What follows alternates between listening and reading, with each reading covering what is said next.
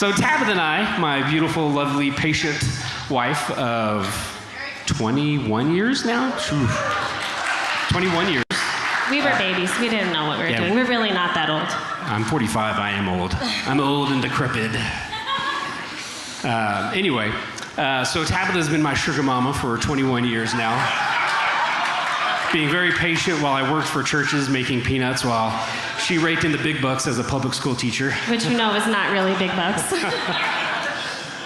But yeah, and we've been parents now for going on 14 years.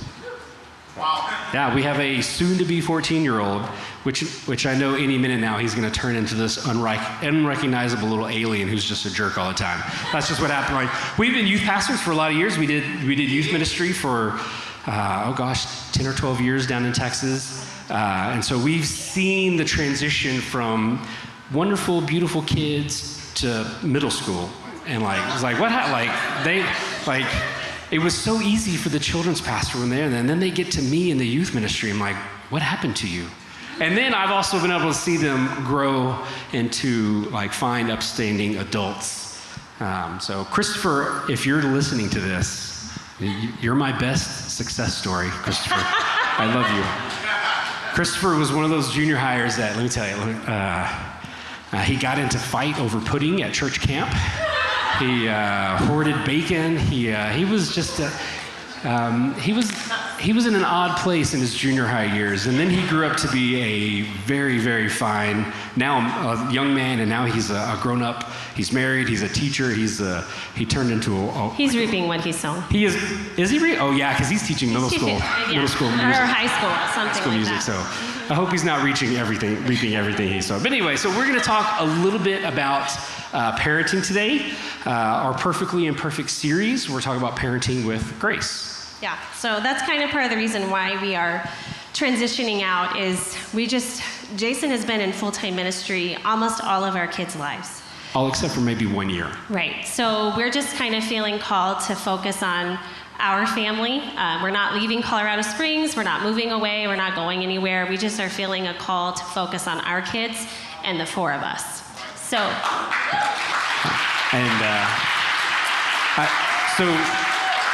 As much as I love what I do here with Ragamuffin and the showers and all those things, on Sunday mornings, I haven't attended church with my family, and I don't know how long, because I'm so invested in what I do, and I love what I do, and honestly, my kids take a back seat to that sometimes, and that's something that I'm fixing in this season.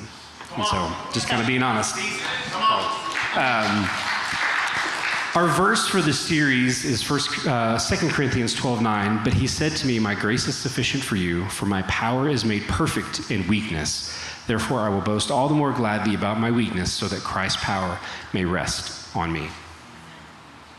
Yeah, we are not perfect parents at any stretch of the imagination, but we do try to walk in God's grace on that. And that's kind of all we can do as parents, is spouses, relationships of any kind, is to walk in God's grace and know that he is working through us. God's grace, so Dr. E's definition is grace is God's empowering presence that enables you to be what God has called you to be and to do what God has called you to do. And maybe God has called you to be a spouse. Maybe God has called you to be a parent. Maybe God has called you to be a recovery coach. Maybe God has called you to be a volunteer. Maybe God, in children's ministry, in the Ragamuffins, in the showers. Whatever God has called you to do, he will equip you to do it. So, and we have been called to be parents. We have 2 boys, if you don't know that. They are 11 and 13. So we are really hitting that tween, teenager, middle school funness. But God has given us so much grace in that, because we are not perfect by any stretch of the imagination, but we love our kids and they love us, and they know that we are their biggest advocate and champion, and they know that we are for them. So let's talk a little bit about our relationship, or your relationship with your spouse, with your kids. Kids really pick up on all the things. So I've been in education. I have taught kids either as a volunteer in kids church or like professionally for like 25 years. Like I started volunteering in kids ministry when I was in high school. So it's been a really long time. And I know that kids pick up on things that you don't think they're picking up on. So your relationship, they pick up on your energy, if you will. Like if there's tension there, they're gonna know. Even if you don't fight in front of them, they know. Yep. Even if there are things going on behind the scenes and you don't talk about it in front of them, they know. Kids are so impressionable and intuitive, and they pick up on so much more than you would think. They hear things, even when you don't think they're listening. You could tell them to go clean their room, and they're not listening. But when you're having a serious conversation, they are picking up every single word. And then they're asking about it because they're nosy. Be mindful and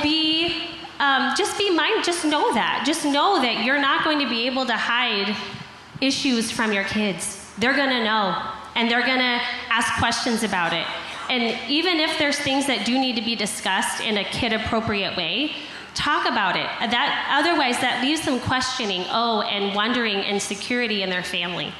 And it has them like wondering, I wonder if my parents are gonna get divorced because they had a fight. If you had a fight, talk about it. Say, hey, we're adults, we're parents, we disagree. It's okay. That doesn't mean we don't love each other. That doesn't mean we're not committed to be together. That just means that sometimes we're human and we make mistakes. So be open and vulnerable with that with your kids, because you're modeling how to be an adult for them.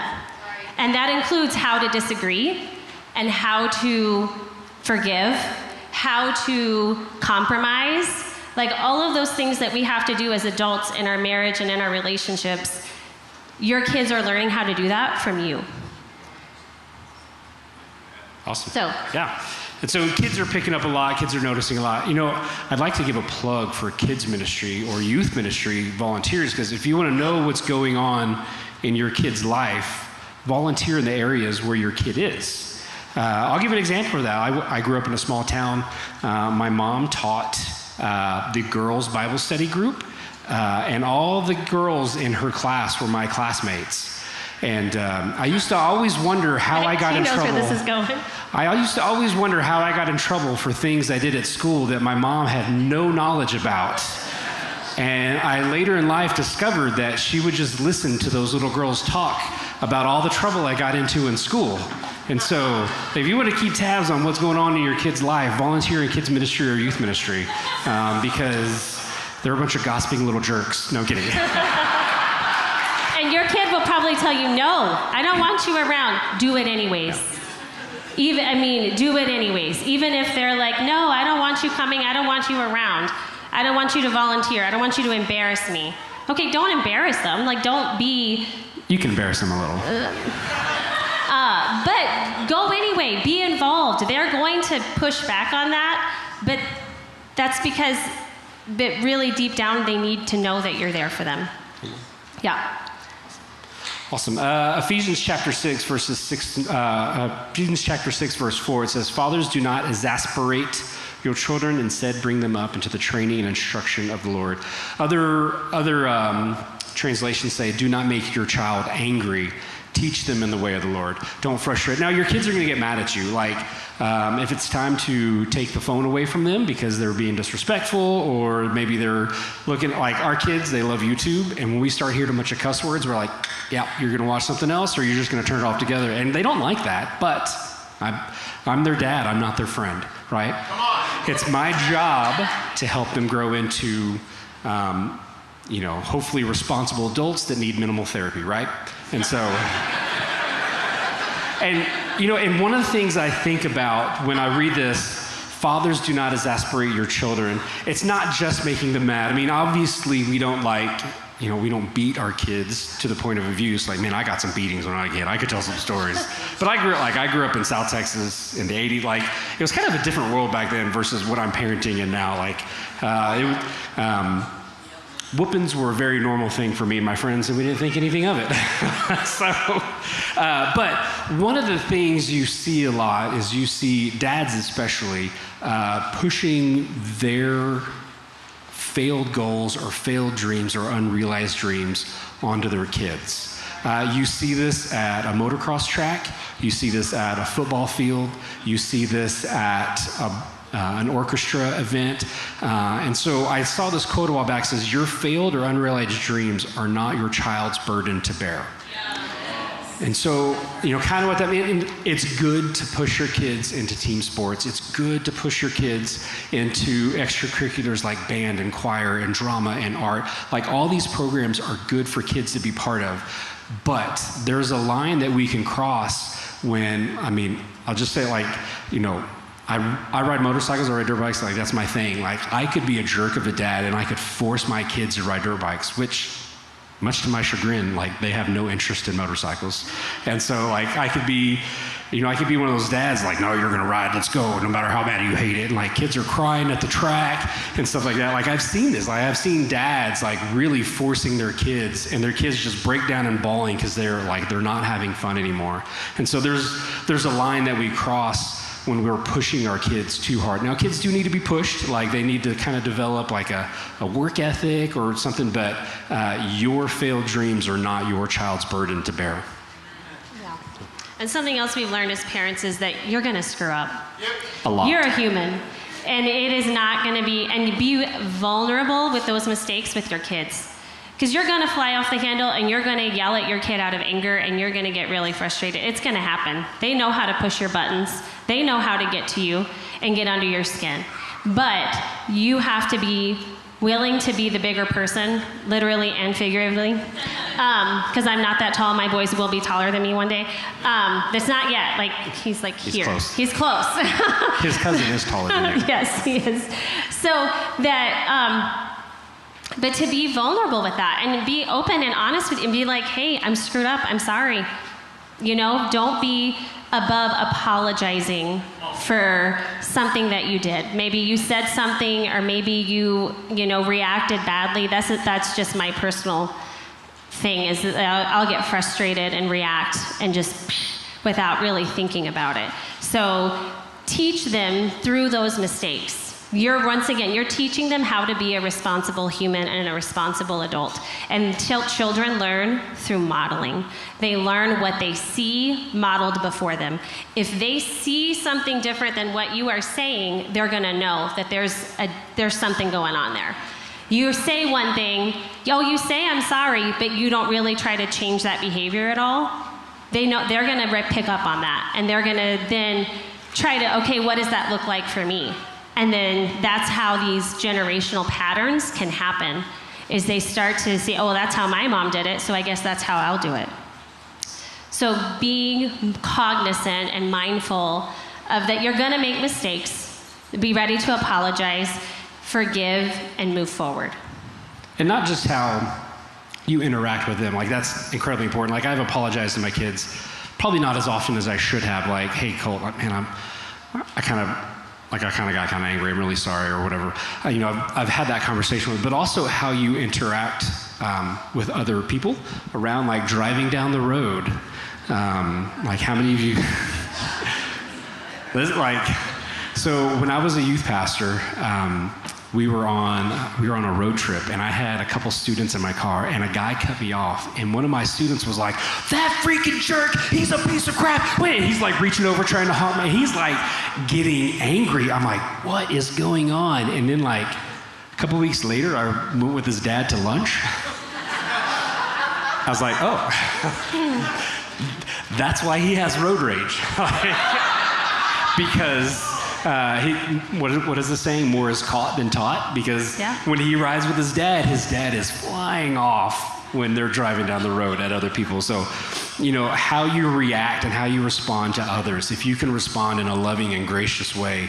Like a couple weeks ago, I had my oldest with me running the sign-up table at the showers, and one of our friends was just having a bad day, and he got kind of grumpy, and he used quite a few choice words in reference to me. And I just kind of like... He cussed him out. Yeah. And the guy, and I was like, I'm so sorry, sir, come back next week. Like, I was being like gracious and apologetic, and Colt looked at me and I was like, oh, that guy's having a really bad day. And, and that was kind of it. I just kind of rolled with it, and I could have gotten up in that guy's face and called him whatever else, but like my son was there. And so how I respond to that is going to teach my son more about those situations than anything I could say to him, right? And so how we respond to them and how we respond to others is huge for how your kids will eventually respond to people, right? Yep. Okay, so we're going to talk about the prodigal son from the kind of the point of view of the father for a minute. So we kind of know the story. The prodigal son went to his dad, and he's like, I want all my inheritance now so I can go and, do all the fun things. And the Bible says in Luke 15:11, Jesus continued, there was a man who had 2 sons. The younger one said to his father, Father, give me my share of the estate. So he divided his property between them. What is it about those younger ones? I don't know. Those second, third baby borns? Yep. Okay, not long after that, the younger son got together all he had, and he set off for a distant country, and he squandered his wealth in wild living. So our kids are not at this point. Our children are not adults, but there are some of you in here who have adult children, and they may be making some poor choices. They may be out there squandering wealth and wild living, but that is not the father's responsibility. Like, that's not on you. That's between them and God. And you have to release that to the Holy Spirit and release them to God. That they're going to make mistakes, and you are the praying parent behind the scenes, but you're not responsible, and you are not a failure as a parent because your adult child is making some bad choices. Yeah, our responsibility as parents is to, like in Proverbs 22, verse 6 says, start children off in the way they should go, and even when they are old, they will not turn from it. Like, our responsibility is to train them, to lead them, to disciple them, introduce them to Jesus. Eventually, that faith has to be their own. Eventually, they become grown-ups and they start making their own decisions. And I know moms, especially, like dads and moms, but moms especially will hold on to that and feel responsible when their adult kids really start growing up. But even in my family, that was my sister. As she got older, she made a lot of poor choices, and my mom carried that very heavily, very heavily for years. And one day she was praying, and she basically just said, Jesus, Jenny's yours. I can't do anything else about it. So my mom just continued to pray for my sister every single day.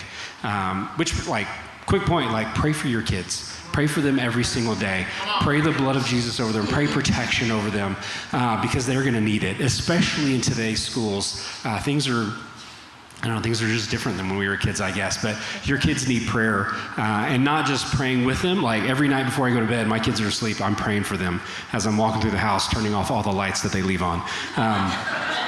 Typical dad move, I know. But your kids need prayer. And so my mom's case, my mom continued to cover my sister in prayer, but she turned my sister over to Jesus. So she's like, Jesus, I can't do anything. And because my mom's heart was just constantly breaking. And so your adult children's choices are not your fault, and they're not a reflection of who you are. So, and then when the prodigal son came home, the other son was jealous, right? Do you remember that part of the story where the older brother became angry? So we know he came home and the dad's like, kill the fatted calf, we're gonna have a big party, we're celebrating. And then the other son was jealous, and he said, the older brother became angry and he refused to go in. So his father went out and pleaded with him, but he answered his father, look, all these years I've been slaving for you, and I've never disobeyed your orders, and you never gave me even a young goat so I could celebrate with my friends.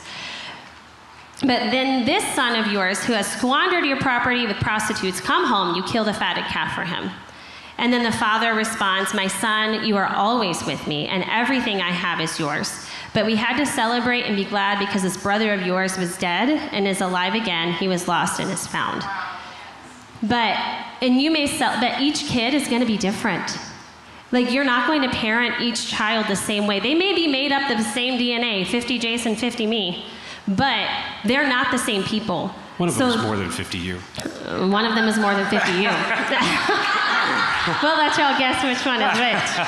That they like, you as a parent, you have to know, like, yes, you're going to celebrate that son that went off and came back, but you also love the son who stayed and who stayed true. So you're going to be parenting your kids in different ways. Love them differently. What is fair is not always what is equal. So the father grieved his son's choices. He was like sad. He was upset. He was not in support, like, yay, go do all that fun stuff. Go sow your wild oats. I'll be here when you get ready. That was not his opinion. Like, he was grieved for his son's choices, but he prayed for him. He was joyful when he returned, but the dad ultimately is not responsible for that adult child's choices. And if you look, verse 32, it says, because your brother of yours was dead and is alive again. The father grieved for the son who went away as if he had died. Like, that's the amount of grief that dad was carrying for his son. And so when he came back, of course he's going to celebrate. And then, like Tabitha said, like, every child is different. The one, you tend to have a good one and a not as quite good one. And they're both good at different things. They're both great at different, but they're both. They both tell jokes like me, so they both have good jokes. But anyway, but also, like, in this story here, your one son stayed home and was a hard worker and was like the good one. There's obviously a lot missing from the story, but like, that father probably could have gone a long way and like affirming that son, like, hey man, I'm so glad you're here. You're doing such a good job. Like, I try to tell my kids often, man, you're good kids. And I tell them often that I love them. You're good boys and I love you so much. And even though my 13, almost 14-year-old hates it, I'll grab a hold of him and I'll hug him and I'll kiss him on top of the head. And he's like, don't touch me. But yeah, dads, man, don't be afraid to hug your sons and hug your daughters. Like, show them love in a real way. Because, and we'll get into this in just a little bit, like, my parents somehow, they didn't get any of that. But we'll get into that a little bit later. But somehow I kind of had a great childhood despite that. But that kind of brings us to point number 3. It says, we're going to talk a little bit about breaking negative generational patterns. A lot of people call it generational curses.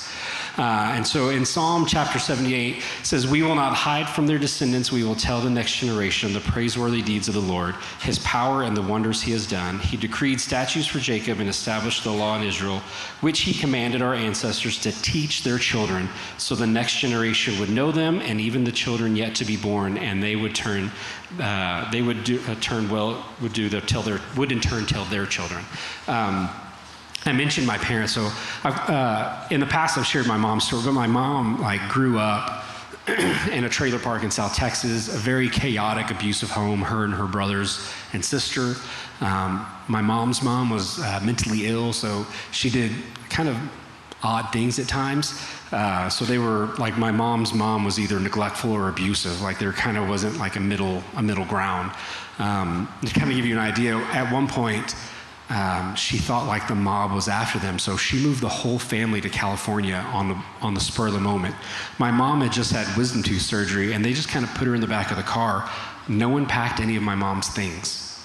Like, she's a teenager, and she gets moved across the country, and literally everything my mom owned got left because no one thought about her. They just put her in the car, and they moved, and they left because of her mom's mental illness. So, like, my mom dealt with a lot of abuse and a lot of neglect. Later, she meets my dad. My dad, I don't know that he didn't necessarily grow up in an abusive home, but he grew up in kind of a rough home. Down south, there's these things called honky-tonks. Do you know what I'm talking about when I say honky-tonk?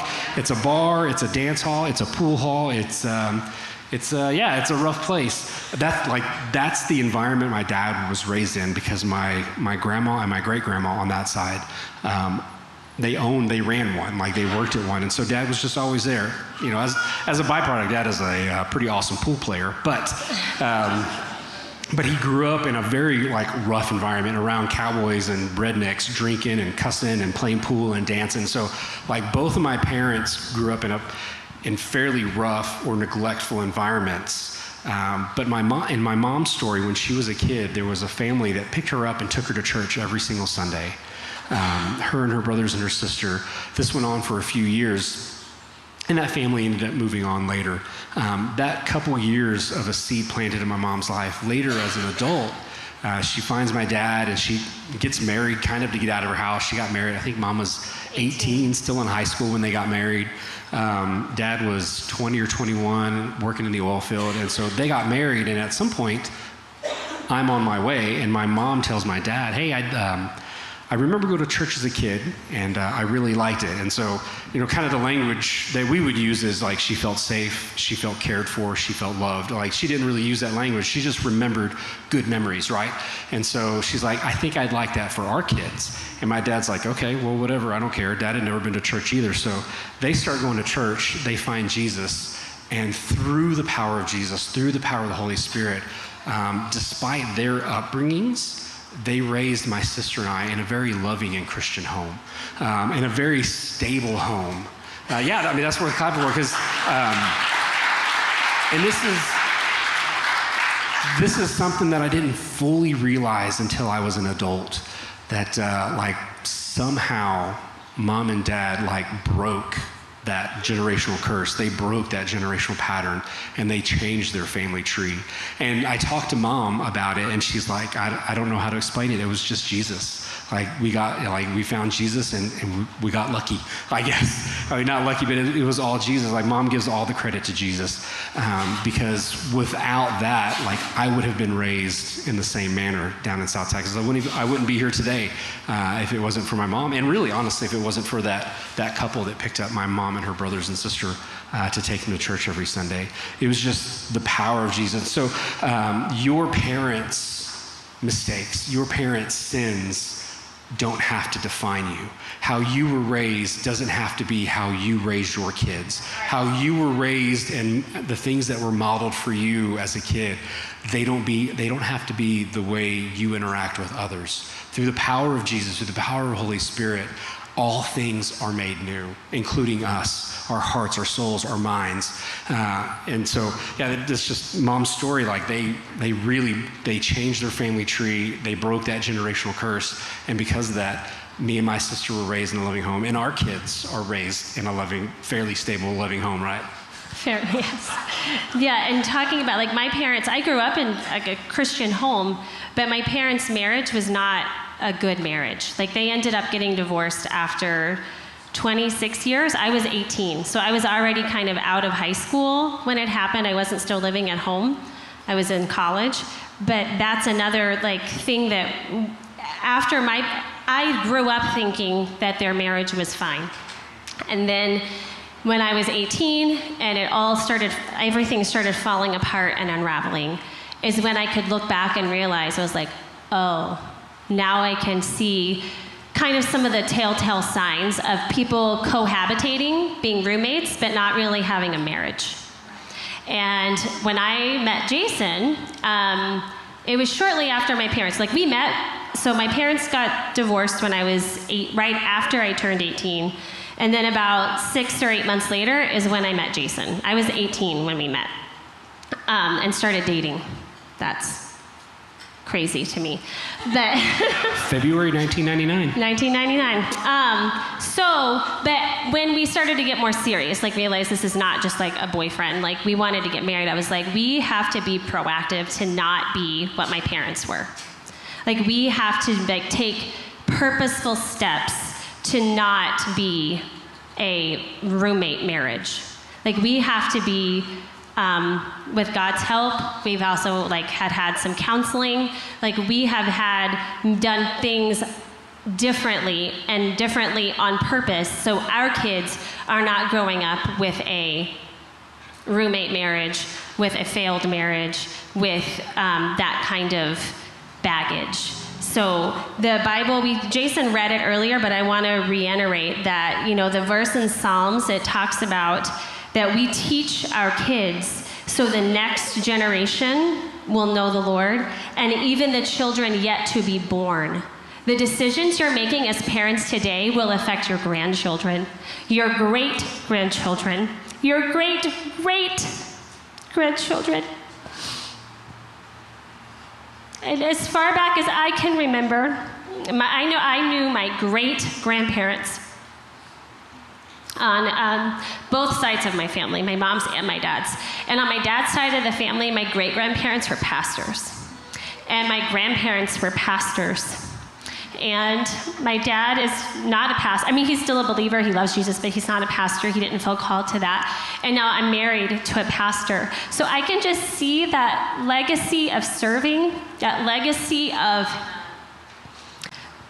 just having a godly relationship with God and a relationship with each other, and how that's affecting my kids, and it will affect my kids' kids and their kids' kids. My great-grandparents had no clue what I would look like as an adult. They passed away when I was a teenager, but they knew, they prayed. My great-grandmother prayed out loud every single night for everyone. And I used to go, like when I was really young, they still lived independently, like they had their own house. And I remember going to spend the night at their house, and I remember hearing her pray. She was not a quiet prayer. She was a loud prayer. But I know that those prayers are what are bringing us here today. I know those prayers are what are helping us raise these boys to be godly men. And I know these prayers will carry us through to the next generation. So pray for your kids. Don't make it a secret that you pray for your kids. Like Jason talks about how he prays that, when they're asleep, which is great, yes, but we also pray as a family. Don't make it a secret that you are lifting them up before the Lord. They need to hear that so that they will then know what it's like to pray. Awesome. Well, I'm going to invite the worship team back up, or Seth and Rachel. I'm so used to being a whole team. But I want to encourage you guys. I'd like to just give you the opportunity. If you have felt like you are stuck in a generational pattern, that you have no choice but to be an addict, no choice but to be an abuser, no choice but to be a neglectful person or neglectful parent. And you've had this in the back of your mind that, man, my dad was an alcoholic and I'm definitely gonna be an alcoholic. My grandpa was an alcoholic, I'm gonna be an alcoholic. So if you've had that looming over you, I want to invite you up to pray, because through the power of Jesus, through the power of the cross, those generational patterns can be broken and new creations made. Amen. And this isn't just for parents. This is for anybody. If your parents' decisions, your parents' life, you feel like is affecting you in a negative way, I want you to find Jesus. And my other encouragement is for the parents out there, to know that you can raise your kids in a way differently than you were raised. So they're going to play. You guys are welcome to come up and pray. And we also have a prayer team in the back there in the corner, as always. And again, I love you guys very much. I love the sanctuary. It's been a tremendous honor to be up here sharing with you. And I love that my last sermon included my wife, who most of you did not know.